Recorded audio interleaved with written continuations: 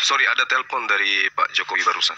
Jadi gini, saudara saya ya, saya kira ada prinsip di dalam kehidupan kita itu sebagai makhluk yang bertuhan.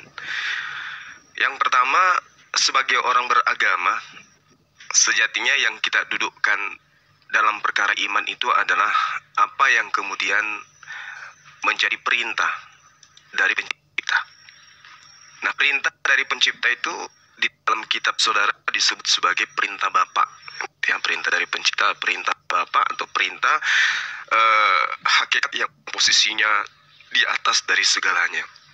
Dialah yang disebut Tuhan, atau di Islam disebut Khalik. Lalu kemudian sebagai makhluk yang tidaklah mungkin kemudian mampu berinteraksi langsung dengan Tuhan, maka sejatinya wakil Tuhan, utusan Tuhan di atas muka bumi inilah yang harus kita dengarkan. Karena kalau Tuhan sendiri ya tak mungkinlah kita manusia biasa ini mampu kemudian berinteraksi secara langsung. Maka Tuhan kemudian menyatakan dirinya melalui perantaraan para nabi, para utusan. Utusan ini disebut nabi atau di dalam kehidupan kita disebut sebagai rasul. Itu di Islam ya. Nah, sekarang permasalahannya adalah ketika di dalam Al-Quran dijelaskan bahwa Nabi Isa itu hanyalah hamba Allah yang diutus kepada Bani Israel untuk menyatakan bahwa dirinya itu adalah utusan. Itu satu. Yang kedua, sang bapak sendiri mengatakan, inilah anakku yang kukasihi, dengarkanlah dia.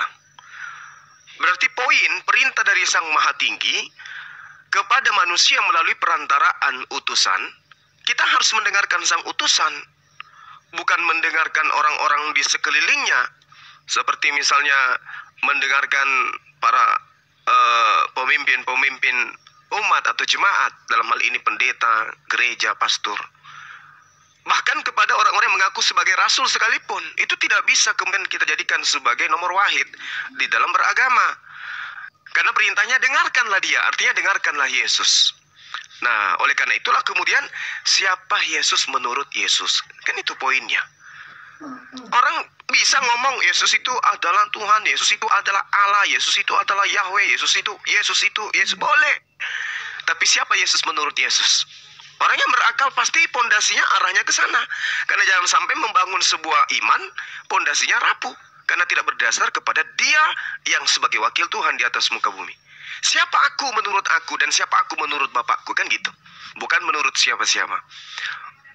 Nah, oleh karena itulah kemudian kami umat Islam ketika berbicara tentang Yesus, ya kami harus mencari data-data. Siapa Yesus menurut dirinya? Yesus mengatakan di dalam Yohanes 5 nomor 36. Nah, ini yang sangat paripurna Pak penyampaian Yesus itu. Kepadanya aku berkenan, dengarkanlah dia. Maka mari kita dengarkan. Ada kesaksianku. Ku di situ adalah Yesus yang lebih penting dari kesaksian Yohanes. Apalagi hanya kesaksian penulis-penulis yang suratnya diperuntukkan untuk Roma, Yunani, dan seterusnya. Bahwa semua pekerjaan yang aku lakukan, pekerjaan yang aku lakukan sekarang ini, itulah pekerjaan yang bersaksi tentang aku. Bahwa Bapa yang telah mengutus aku. Aku siapa? Aku utusan. Utusan siapa? Utusan Bapa. Kenapa kita tidak mendengarkan itu? Layaknya umat Islam dan murid-murid angkatan pertama mengikuti itu. Bahwa Yesus adalah utusan Tuhan. Itu kesaksiannya dia Pak. Itu syahadatnya dia. Itu ikrar. Ikrar Yesus, pernyataan Yesus kepada Bani Israel. Aku adalah utusan Bapa yang disembah oleh Abraham, Ishak, dan Yakub. Maka ketika kemudian pondasi kita kuat, maka pondasi itu akan bertumbuh menjadi dinding, atap, dan seterusnya. Bahwa pola yang dibangun kemudian adalah Yesus menurut kesaksiannya hanya utusan Tuhan. Di luar daripada itu pasti penyesat. Demikian sebentar saya. Baik, saya tanggapi pernyataan Bang Juma tentang siapa Yesus menurut Yesus. Jadi kalau kita membaca Alkitab, ya kita harus teliti. Kata-kata pertama Yesus menurut Yesus itu siapa dia sebenarnya? Dia memperkenalkan diri kan? Sebenarnya siapa dia? Itu teman-teman bisa Sugi bisa mencari ayat yang menyatakan percakapan Yesus dengan Rasul Petrus, yang mereka bertanya-tanya, bilang, siapakah engkau ini? Dan Yesus berkata, kalau menurut kalian, aku ini siapa? Apa kata Yesus? Apa kata Petrus? Petrus mengatakan itu, engkau adalah Mesias, anak Allah. Dan di situ Yesus langsung menyebutkan bahwa dia mengiyakan kebenaran yang pernyataan daripada si Petrus itu. Yesus bilang, jawaban atau perkataan itu bukan dari engkau, tetapi dari Bapa. Jadi itu yang pertama kali Yesus mengaku bahwa dia Mesias, anak Allah. Siapa itu Mesias itu? Siapa itu anak Allah? Mesias pada saat zaman Yahudi, mereka menanti-nanti bahwa Mesias itu adalah sang penyelamat, atau yang disebut dengan yang diurapi. Kemudian anak Allah yang dimaksudkan adalah Allah itu sendiri. Jadi Yesus memperkenalkan mula-mula bahwa seperti itu. Yang lain itu belakangan itu Yesus.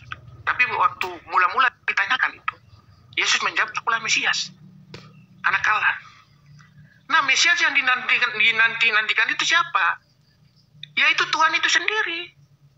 Tuhan itu yang menyatakan di dalam diri manusia itu yang disebut dengan Mesias, yang diurapi sang penyelamat. Tetapi pemahaman Yahudi, Mesias itu adalah sang jenderal, ya, yang datang dengan senjata lengkap, memimpin pasukan untuk menyerangi perbudakan atau penjajahan dari bangsa Romawi pada saat itu.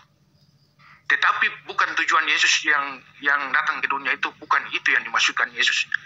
Yesus datang ke dunia sesuai dengan Matius 1 ayat 21. Dia datang untuk menyelamatkan umat dari dosa. Karena bangsa Israel waktu itu sudah keluar dari relnya yang sebenarnya mereka menyembah kepada Allah Bapa. Allah Bapa yang di Islam disebut Allah SBT, yang di Yahudi disebut dengan Yahweh Elohim. Itu yang sebenarnya, tapi mereka sudah menyembah berhala. Itu yang tujuan Yesus datang, untuk diutus oleh Allah itu sendiri menjadi Mesias dan anak Allah, yang seperti pengakuan daripada Yesus itu sendiri. Pengakuan yang lain itu nanti terlalu melebar. Ini kita uji dulu siapa itu Yesus menurut Yesus. Demikian untuk sementara.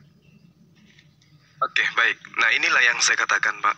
Bapak mau mempersaksikan apapun tentang Yesus, ya, menggula-gulai apapun supaya manis perkataannya, itu tidak akan mungkin. Orang yang sampai kepada hakikat kebenaran, pondasinya itu udah kuat, Pak. Tidak bisa kemudian pondasinya itu rubuh hanya oleh karena ditempah dengan kapas. Saya katakan kapas pernyataan-pernyataan Bapak ini karena itu hanya merupakan iman, doktrin. Siapakah aku ini?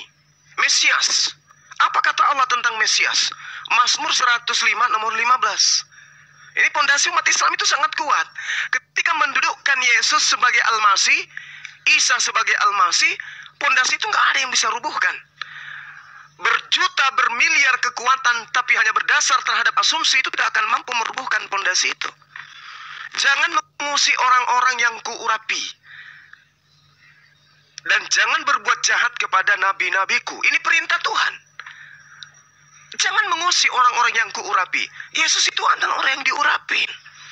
Kalau di Bapak bukan cuma diganggu, bukan cuma diusik, dibunuh orang yang diurapi itu. Makanya semalam saya katakan bahwasanya sebenarnya yang mau Yesus itu disalib bukan Tuhan, bukan Bapa, bukan Allah, tapi iblis.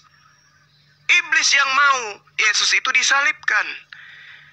Mazmur 105 tentang Mesias, jangan mengusi orang-orang yang kurapi. Ini perintah. Barang siapa yang melanggar, pasti neraka, dosa. Lalu Kristen berdiri di mana? Berdiri di atas pelanggaran terhadap pengusikan orang yang diurapi, yaitu Yesus.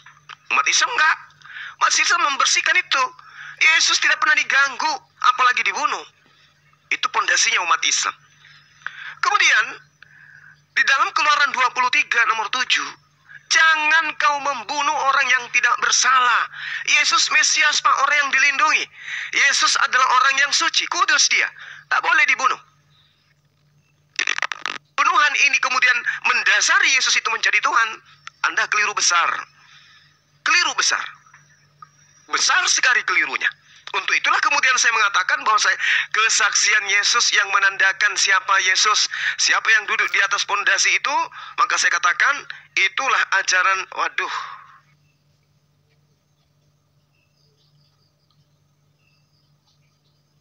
Teman-teman, jangan nelpon dulu, sabar ya. Di Yohanes 5 nomor yang saya katakan tadi, nomor 26, Pak. Ini kita nggak bisa goyahkan ini. Kenapa?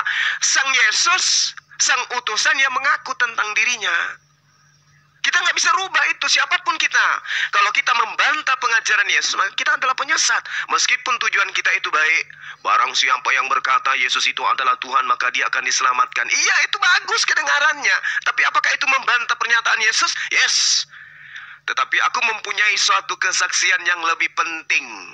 Lebih dahsyat, kalau dalam bahasa terjemahannya sebenarnya itu lebih dahsyat daripada kesaksian Yohanes, yaitu segala pekerjaan yang diserahkan Bapa kepadaku, supaya aku melaksanakannya.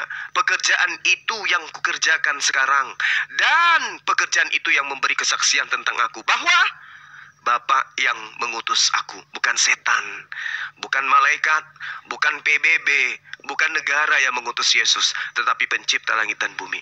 Sebagai utusan pencipta langit dan bumi, dia bisa membolak-balikkan matahari menjadi bubur. Dia bisa menyulap kucing menjadi raksasa atau apapun itu. Kenapa? Dia wakil Tuhan. Apa yang dia minta, itu yang dikabulkan oleh Tuhan. Yang salah kemudian adalah ketika kita datang dengan asumsi liar. Yesus membangkitkan orang mati. Dia membuat orang lumpuh berjalan, orang buta melihat, air menjadi anggur. Wah, kita terkesima dengan itu semua. Tapi ternyata yang empunya mujizat mengatakan, pekerjaan yang aku lakukan di mata kamu itu adalah pekerjaan yang membuktikan aku bukan Tuhan, tetapi aku utusan Tuhan. Aku manusia biasa. Kenapa ini Bang Juma? Kalau tidak terus? Di telepon, ada yang nelpon itu. Baik, Aku manusia biasa. Di dalam kisah para Rasul 2 nomor 22, Yesus manusia biasa, tetapi dia adalah manusia yang ditentukan. Untuk apa? Untuk sebagai perantara, sebagai wakil Tuhan. Untuk apa? Untuk menyatakan kekuatan, mujizat, tanda-tanda di tengah Bani Israel. Kelar kita. Pondasi umat Islam sangat kuat di situ. Didukung oleh kitab dan pernyataan-pernyataan yang ada di dalam kitab saudara. Jadi final kita di sini, pondasi kita ini kuat. Maka Yesus mengatakan, nabi palsu itu bisa dilihat dari buahnya. Nabi palsu itu mengajarkan sesuatu laksana orang yang membangun rumahnya di atas pasir di pantai. Berbeda dengan orang yang pondasinya kuat, berdasar terhadap dengarkanlah dia, maka dia akan mendengarkan apa ucapan Yesus itu. Laksana orang yang membuat rumah dengan pondasi batu karang. Nah, seperti Bapak pahamkan. Oh, dia Mesias. Rapuh, Pak, rapuh. Mesias itu manusia yang diurapin. Apalagi anak Tuhan, anak Allah. Rapuh, Pak, rapuh.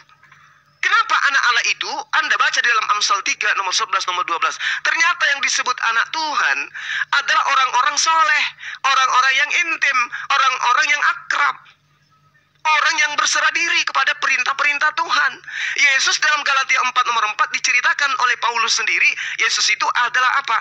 Orang yang takluk di bawah hukum Taurat. Orang yang tidak berkata melainkan dari perintah. Orang yang melakukan pekerjaan, tidak melakukan pekerjaan selain daripada yang diperintahkan. Orang yang bermujizat selain dengan izin Allah. Orang yang tidak bermujizat selain dengan izin Allah. Dia adalah Mesias. Dia adalah anak. Orang yang intim. Baca Amsal 3 nomor 11-12. Ternyata orang yang intim menjalankan didikan Tuhan disebut anak Tuhan dalam tradisi Yudaism. Rapuh, Pak, pondasi Anda. Rapuh sekali. Jadi Yesus itu berdasarkan kesaksiannya hanya utusan, Pak. Saya katakan kepada saudara, ini untuk yang kesekian kalinya, bagi teman-teman Kristen. Bagi orang-orang yang berakal, wala'allahum yatafakkarun. Sekiranya Yesus naik ke gunung yang paling tinggi di atas muka bumi ini dan hidupnya dari lahir sampai sekarang masih hidup sekalipun dengan melakukan mujizat-mujizat dan seterusnya, orang-orang berakal tidak akan pernah bisa menuhankan Yesus. Meskipun Yesus masih ada hari ini hidup sebagai manusia dan bisa membolak-balikkan dunia. Amerika dipindahkan ke Papua, Papua dipindahkan ke Cina, Cina dipindahkan ke Makassar, Makassar dipindahkan ke Argentina sekalipun, atau matahari dibuatnya menjadi 3, bulan dibuat menjadi 7. Orang-orang berakal tidak akan mau menuhankan Yesus. Matahari dibuatnya terbit dari utara, terbenamnya di selatan, besok terbit lagi di timur, terbenamnya di selatan dan seterusnya. Orang berakal tidak akan mau menuhankan Yesus. Kenapa? Yesus dengan mulutnya mengatakan, semua pekerjaan yang aku lakukan itu, pekerjaan itu yang telah bersaksi bahwa aku utusan. Kalau yang bukan utusan melakukan sesuatu yang luar biasa, itu sihir. Tapi kalau Nabi dan Rasul melakukan sesuatu yang luar biasa, itu mujizat. Kalau Yesus hari ini datang kemudian membuat pernyataan-pernyataan, dengarkanlah wahai seluruh umat manusia, sesungguhnya aku ini adalah Tuhan. Sesungguhnya aku ini adalah pencipta langit dan bumi. Apa yang terjadi terhadap orang-orang yang berakal, Pak? Orang-orang berakal akan mengatakan, Masya Allah, Subhanallah, luar biasa. Kenapa? Karena Yesus sedang menyatakan firman Tuhan. Aku tidak berkata-kata dari diriku sendiri. Apa yang aku katakan adalah apa yang diperintahkan oleh Bapa untuk aku katakan dan aku sampaikan. Coba, sekalipun dia berkata, tidak ada Tuhan selain aku, sembahlah aku, maka kami yang berakal tidak akan mungkin menyembah dia, sebab dia hanya menyampaikan firman Tuhan. Yohanes 12 nomor 49. Tapi orang yang lemah akal, Pak, begitu mendengarkan Yesus seketika jungkir balik salto-salto kiri kanan menuhankan Yesus. Kenapa? Gak berfungsi, ada yang bocor di atas kepala. Padahal pernyataan Yesus, aku tidak berkata, apa yang kukatakan adalah perintah. Aku tidak bekerja, apa yang kukerjakan adalah perintah. Dan aku adalah wakil Tuhan. Sebagai wakil Tuhan, apapun bisa kulakukan. Tapi itu bukan aku. Aku hanya perantara. Kisah para Rasul 2 nomor 22. Saya kira begitu, Saudara Freddy, ya. Kita edukasi ya, bukan kalah menang. Tapi yang pasti, Islam pondasinya sangat kuat ketika mendudukkan Yesus itu hanya sebagai Nabi Rasulullah bagi Bani Israel. Silakan.